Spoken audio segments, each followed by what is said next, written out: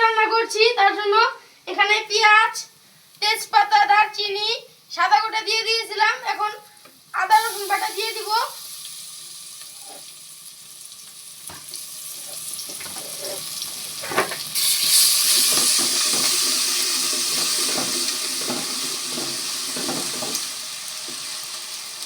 পরিমাণ মতো পানি।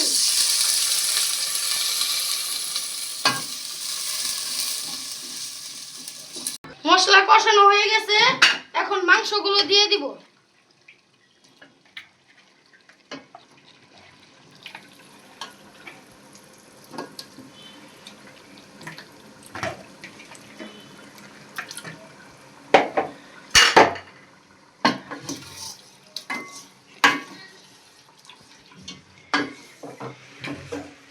মাংসগুলো ভালো করে মশলার সাথে মিশিয়ে নেব।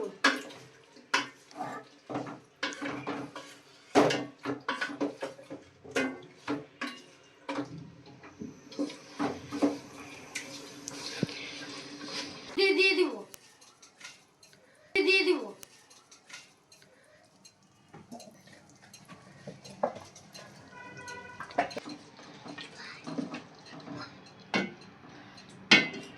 তো আমার রান্না শেষ।